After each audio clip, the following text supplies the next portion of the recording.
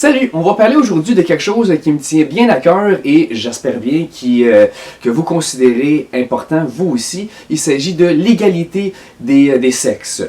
Donc, la libération de la femme, le féminisme et pour en arriver à l'égalité des sexes.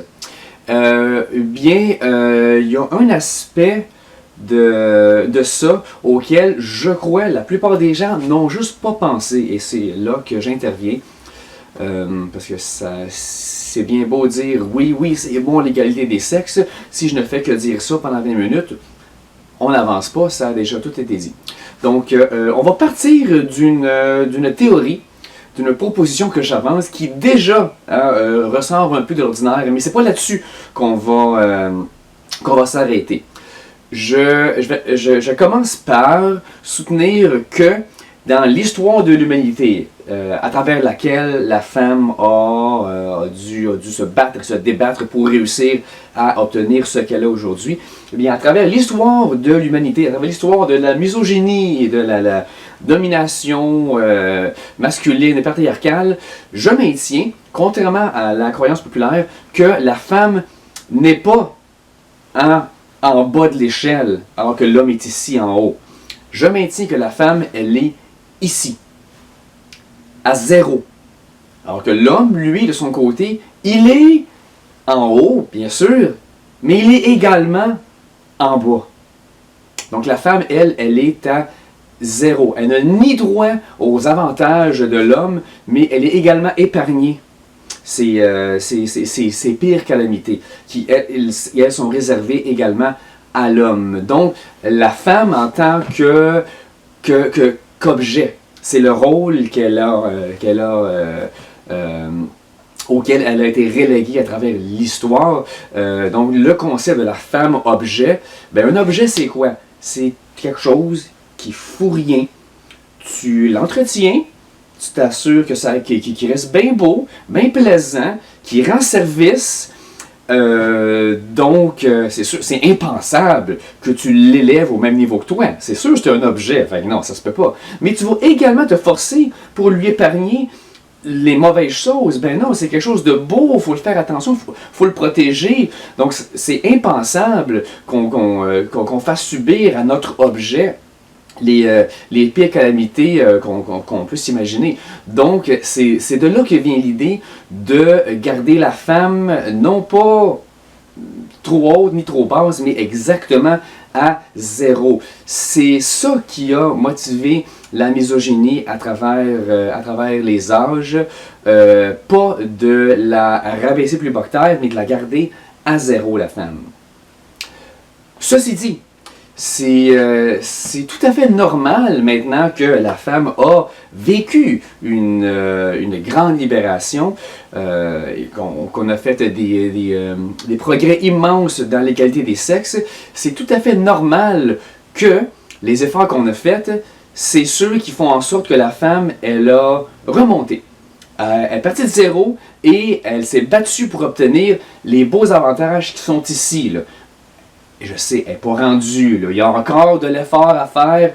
Le fameux plafond de verre au niveau de l'équité salariale, il n'est pas encore tout à fait là. Mais tu sais, moi, je suis une femme, je suis tannée de vivre à zéro comme ça. Eh bien, je vais aller me battre. Pourquoi?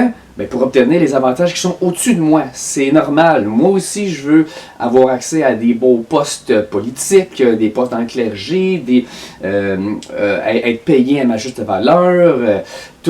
C'est sûr que je veux les avantages. Il n'y a pas une femme qui va dire « Moi, je veux me battre pour obtenir ce qui est en dessous de moi. Moi, je veux aller me faire tuer à la guerre. Je veux vivre la pire déchéance qui, normalement, est réservée aux hommes. Je veux me ramasser dans l'itinérance la plus misérable, plus de dents dans la bouche, sur le bord de la rue.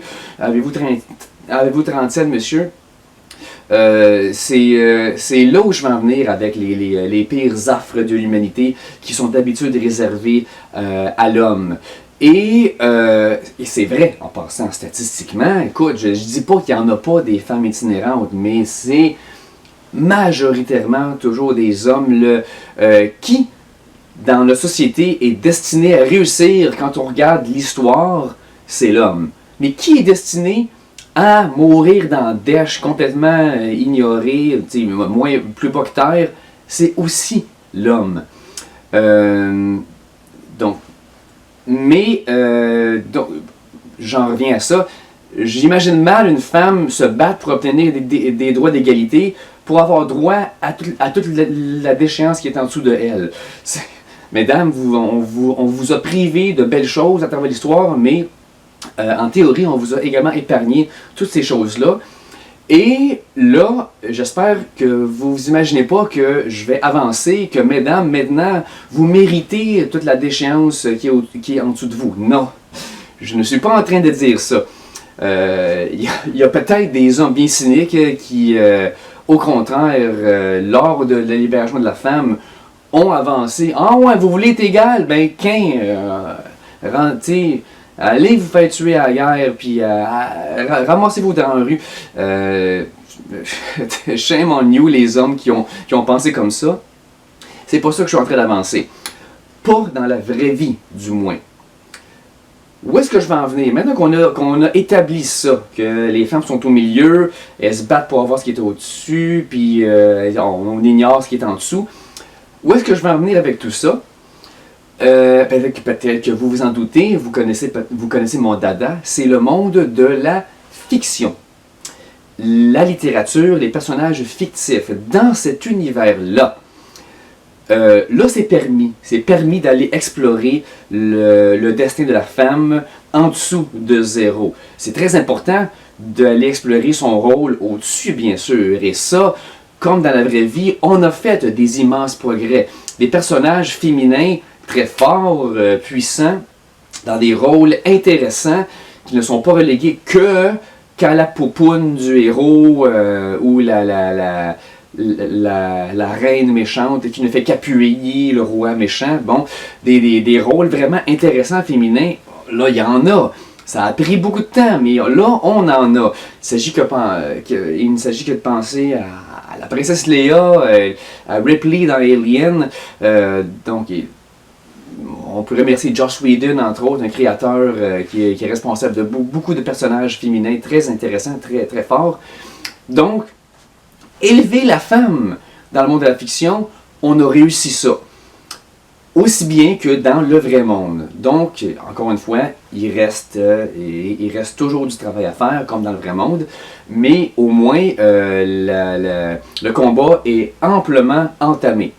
Mais là, contrairement au vrai monde, on peut se permettre d'aller voir qu'est-ce qui arriverait à la femme si on la rabaissait plus bas que zéro, si on lui faisait visiter les affres de la masculinité. Contrairement à la vraie vie, là où on veut pas ça. Mais dans la fiction, on peut se le permettre. C'est une exploration totalement sans dommage. Hein? C'est pas la vraie vie, donc c'est sans conséquence. Et là, on peut se demander au midget, qu'est-ce que tu veux dire? Rabaisser la femme en bas, est-ce que ça veut dire la transformer en méchante? Non, je veux pas dire ça. Parce que un personnage féminin méchant, une méchante, ça aussi, c'est quelque chose que je considère positif. Parce que c'est une position de pouvoir, c'est une position d'importance, c'est un personnage intéressant. Donc, quand on prend une femme et qu'on la rend intéressante, c'est la remontée. Que ce soit une méchante ou une gentille. Donc, encore une fois, ça, c'est fait. Des méchantes, on en a également. Autant qu'on a des héroïnes comme Ripley et Princesse Leia, on a également des méchantes, comme la méchante reine dans Willow, puis il y en a. Donc, je ne parle pas de ça. Je ne parle pas de ça, parce que que tu sois gentil ou méchant, c'est quelque chose que je considère positif. Position de puissance. Donc, à l'inverse, aller en bas de zéro, qu'est-ce qu'on retrouve là?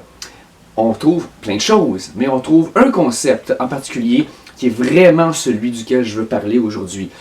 On retrouve l'anonymité. Et en particulier, le massacre anonyme. Je vais vous donner des exemples de ce que j'entends par là. Et il s'agit de la série japonaise bien connue, Naruto. C'est là-dedans, je crois, que ça m'a frappé pour la première fois. Bon, dans Naruto, c'est une histoire de ninja. On comprend très vite, dès le début, dès le premier épisode, on comprend très bien que c'est un village qui est rempli à toute fin pratique entièrement que par des ninjas.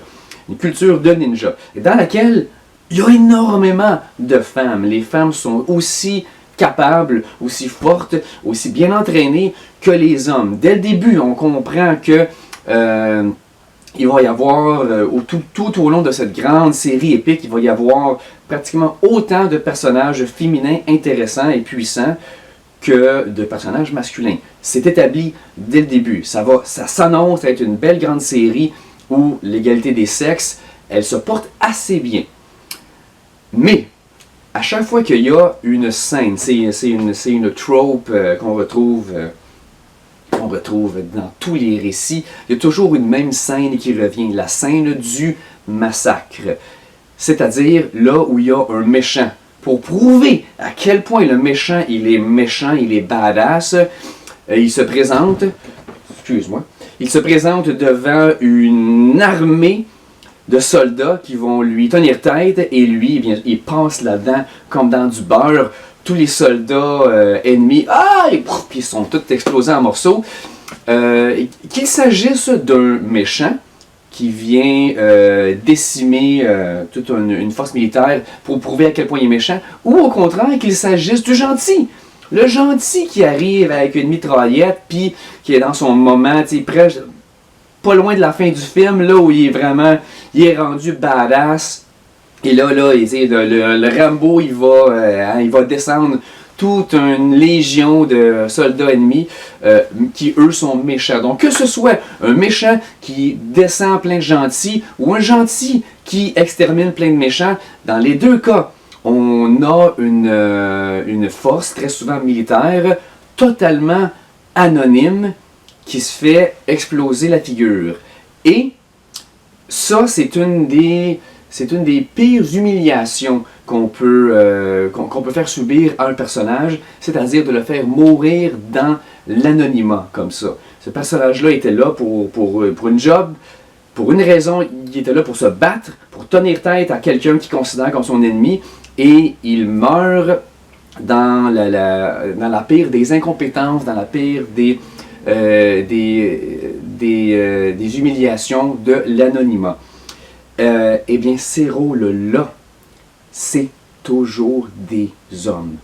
C'est en regardant Naruto que ça m'avait frappé à un moment donné de voir que même si on a établi que dans le village des ninjas, il y a une proportion à peu près 50-50 d'hommes et de femmes, mais quand il y a une scène de massacre, comme par magie, sont où les femmes? Là, sont plus là.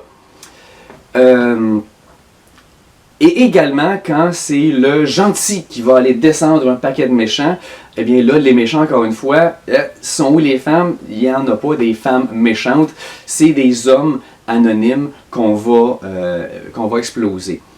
D'où vient ce concept? Eh bien, il vient du même processus, c'est-à-dire que le réflexe que l'homme a de tenir la femme à zéro, ni la montée, ni la descendre.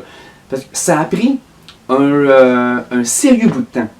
Il a fallu briser la mentalité des créateurs et des consommateurs d'histoires fictives avant de considérer donner des rôles positifs, des rôles puissants, des rôles importants, donc de relever la femme dans le monde de la fiction. Ça a pris un sérieux bout de temps. Et ceux qui ne le faisaient pas avant la libération de la femme, c'était pas leur faute, c'était la mentalité. Ils se sont même pas posé la question. Je suis sûr que si on prenait les auteurs de ces histoires pré-libération de la femme, des histoires qui sont truffées d'hommes, prenons par exemple Tolkien, l'auteur du Seigneur des Anneaux, et si on le prend, on lui demande, Tolkien, bravo pour ton succès incroyable, dis-nous maintenant, qu'est-ce qui t'a motivé à donner tant de rôles importants des rôles d'influence dans ta saga, pourquoi as-tu donné tous ces rôles à des personnages masculins? Pourquoi tes personnages sont-ils si foncièrement masculins? Je suis certain qu'ils répondraient j'ai jamais pensé. J'ai jamais pensé. Une question intéressante. Si tu parles d'une affaire spéciale, ça, je suis certain qu'il répondrait ça. Il ne répondrait pas.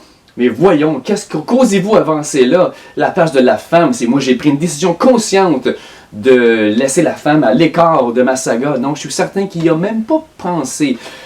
Les Tolkienesques parmi vous, peut-être allez-vous me donner tort en allant trouver des citations qui prouvent l'inverse de ce que j'avance? Bon, peut-être. Mais si l'exemple de Tolkien n'est pas bon, prenez-en un autre. Je suis certain que la majorité des auteurs qui truffaient leur histoire de passages masculins, c'est juste que, ben, c'est normal. J'invente une histoire. Ici, il y a un héritier d'un trône, puis là, il y a son meilleur ami. Fait que là, ici, ce gars-là, il est de même. Après ça, lui, il va voir l'autre gars. Là, l'autre gars. Je me pose même pas la question. Est-ce que ce rôle-là, ce personnage-là pourrait être féminin? Oui, non, peut-être. Est-ce que ça pourrait être une femme? Non. Je me pose même pas la question. C'est normal. Ça a pris de la pression de la part du consommateur. Il a fallu que des lecteurs, des lectrices en particulier, se disent « Excuse, parce que tu n'aurais pas pu rendre cet héritier-là, une héritière, à la place. Ici, là, guerrier, guerrière, ça ne te tenterait pas. Moi, je suis tanné de ne pas être représenté dans tes histoires. Je suis une femme, j'aimerais ça pouvoir m'associer, projeter sur certains de ces personnages-là. Donc, ce serait le fun que je puisse me retrouver dans tes histoires en tant que femme. Et avec suffisamment de pression comme ça sur les créateurs, sur les auteurs, et bien voilà, ça a marché. Les auteurs se sont dit, mais vous avez raison, j'avais même pas pensé, merci. Ce qui explique pourquoi on a graduellement commencé à voir les personnages féminins monter en influence. Mais ça prend un bizarre comme moi pour faire remarquer à ces mêmes auteurs, avez-vous réalisé que vous avez également laissé les femmes de côté quand il s'agit de les faire mourir dans le pire des anonymats. Et si on prenait les créateurs de Naruto puis on leur demandait pourquoi avez-vous pris la décision de dessiner juste des gars qui se faisaient couper en morceaux? Même chose, je suis persuadé, je sais pas, je ne mettrai pas énormément d'argent là-dessus, je pourrais être surpris, mais probablement qu'ils nous répondraient on n'y a jamais pensé. Nous, on s'est dit, des bonhommes qui meurent, c'est des gars, c'est sûr. C'est tellement ancré dans notre mentalité, de la même manière que ça a déjà été ancré dans notre mentalité que ce n'était que des gars qui pouvaient être dans des positions d'influence. Et bien maintenant, c'est encore ancré dans notre mentalité que ce n'est que des gars qui peuvent être dans des positions d'humiliation anonyme. Mais si on a réussi à briser la mentalité, de faire remonter l'affaire, ben on peut briser la mentalité de la faire redescendre. Donc, on a prouvé qu'on était capable, on peut briser ce nouveau tabou. Mais là, vous allez me dire, pourquoi on veut ça? T'sais, moi, je veux tout ça? T'sais, moi, je suis une femme, là. Je suis content de voir qu'il y a des personnages féminins forts qui me représentent en tant que femme. Qu'est-ce que ça m'avance dans ma vie de voir des femmes se faire couper en morceaux, là? Ben, vous seriez surpris. Justement, moi, si j'étais une femme, je me sentirais tellement respecté de me voir traiter plus bas que terre dans des scènes semblables. C'est exactement le genre d'égalité pour laquelle je me bats depuis des générations. Encore une fois, parce que c'est de la fiction, c'est pas de la vraie vie. La plupart des femmes, maintenant, ne veulent plus être traitées en princesse. Le traitement préférentiel leur fait horreur. il y en a qui se fâchent même quand tu leur tiens la porte ouverte. Bon, c'est une réaction un petit peu exagérée. Moi, une porte ouverte, une porte, moi je tiens ça pour un homme comme pour une femme. C'est pas un traitement préférentiel, mais en tout cas, vous voyez ce que je veux dire. Le traitement préférentiel n'est plus de mise. Et là, on a la chance de montrer qu'on ne leur fait plus de traitement préférentiel. On pourrait les exploser en morceaux dans des scènes de massacre anonyme. Et je trouve que ce serait une grande marque de respect. Donc vous l'avez entendu ici pour la première fois, vous respectez la femme, eh bien, allez la couper en morceaux de manière anonyme. C'est une belle marque d'amour, une belle marque de respect. C'est l'art de me prendre hors contexte. J'espère que vous allez être délicat avec les citations que je suis en train d'avancer. Voici donc qui explique pourquoi on ne retrouve pas de femmes dans de telles scènes. Et voici qui explique aussi pourquoi ce serait intéressant, ce serait valorisant qu'on corrige la situation. Et là, il y a un autre point que je voulais rajouter là-dessus avant de clore le débat. J'avais l'impression qu'il me manquait de quoi dans ma liste de points, ma liste mentale. Écoutez, s'il manque de quoi, je vais simplement le rajouter par après. Mais voilà le point que je voulais faire aujourd'hui. Comme quoi, il serait intéressant qu'on retrouve ah tiens, voilà, je savais qu'en étirant la sauce, je réussirais à m'en rappeler. Des femmes qui meurent de manière anonyme, là, il y en a. On en a vu dans des séries, dans des films. Mais attention, il s'agit presque toujours d'un village qui se fait attaquer par le dragon ou whatever, l'armée des méchants. Puis là, t'as des femmes, des pauvres et faibles femmes qui partent en courant, puis qui se font tirer avec une flèche en feu, qui ont un petit poupon dans les mains, puis qui se font chopper par les gros mercenaires. Ça, c'est pas valorisant. Il ne s'agit pas de soldats, des ninjas là, qui meurent dans l'exercice de leur fonction, qui ont été aussi braves que l'homme, d'aller tenir tête aux méchants ou aux gentils, et pourtant qui se noient dans leurs propres incompétences et qui se font complètement dominer et qui meurent sans qu'on sache c'était qui. C'est pas pareil quand tu meurs en tant que soldat volontaire que quand tu meurs en tant que pauvre faible femme. Là, ces personnages-là qui meurent, oui, dans un anonymat le plus total, c'est vrai, mais ils meurent dans l'exercice de leur fonction de femme. Tu es en train de faire ta job en tant que femme, c'est-à-dire en tant que pauvre mère nourrice sans défense. C'est un stéréotype totalement outrageux. Et non, ce n'est pas ça qui va venir ni remonter, ni rabaisser la femme. C'est vraiment la garder à zéro. Femme-objet, ça veut dire belle pitoune, mais aussi mère de famille, nourrice, éducatrice. C'est la garder au même rôle auquel on l'a relégué depuis le début de l'histoire.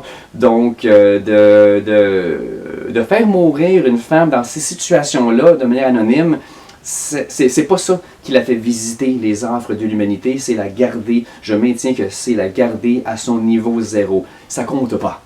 Parce que on l'a vu amplement de fois, et c'est pas ça qui va venir briser un cliché, ça fait juste le renforcer. Alors que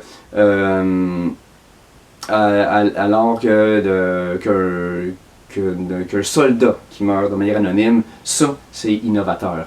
Et on se rebelle contre ça. Bon, je sais que j'ai tendance à me répéter. On l'a vu, on sait pourquoi. On s'est rebellé à l'idée de la faire monter. On a brisé ce cliché-là. Puis là, on se rebelle à l'idée de la descendre. Mais qu'est-ce qu'on ressent? Qu'est-ce que vous ressentez quand je vous demande de vous fermer les yeux puis de vous imaginer le méchant Bruce Willis dans Die Hard, là, qui fait pas juste il y a 6 méchants, là, 1, 2, 3, 4, 5, 6. Et sur les 6, il y en avait, mettons, je sais pas moi, 2 là-dedans qui étaient des femmes. qu'est-ce qu'on ressent?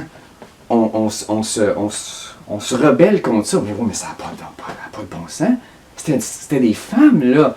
Une femme, voyons donc, c'est pas fait pour mourir aux mains de Bruce Willis comme ça. Bruce Willis qui est là, macho, puis là, qui va regarder le méchant, puis qui va cracher une one-liner, là, puis là, c'était le temps de couvrir des ridicules. Je sais pas, là, une one-liner, ça se dit pas hors contexte, ça prend un contexte. Donc, il va faire une joke sur le fait que les méchants sont morts. C'est tout le temps ça dans les films, n'est-ce pas? Mais là, il va faire une joke sur le fait que des femmes sont mortes. Oh my God, ça se fait pas! Pourquoi? Pourquoi pas? Pourquoi pas? Une femme, ça a autant le potentiel d'être un beau soldat noble qui va mourir dans l'anonymat, comme un méchant, un petit méchant anonyme qui sert juste à mourir. Pourquoi pas? On est capable. Les gens d'il y a 100 ans, je comprends que jamais ils auraient accepté ça. Parce qu'une femme en tant qu'objet qu'on garde à zéro, ça se peut pas de l'humilier à ce point-là, ça n'a pas de bon sens.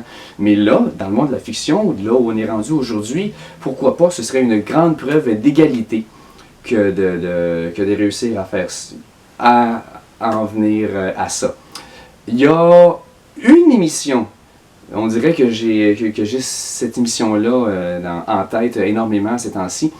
Mais il y a une émission qui, j'ai remarqué, a tendance à faire des petits progrès dans cette direction-là. C'est The Walking Dead. Majoritairement, quand les méchants ils descendent des gentils ou l'inverse, quand c'est les gentils qui ont un paquet de méchants, c'est toujours des hommes avec quelques exceptions intéressantes. C'est un personnage anonyme, on ne connaîtra jamais son nom. Puis, regardons ça, c'est une femme, c'est intéressant. C'est vraiment, ça fait plus réaliste, ça fait plus égal. Donc, Walking Dead, c'est loin d'être une émission parfaite. Vous m'avez entendu en parler longuement.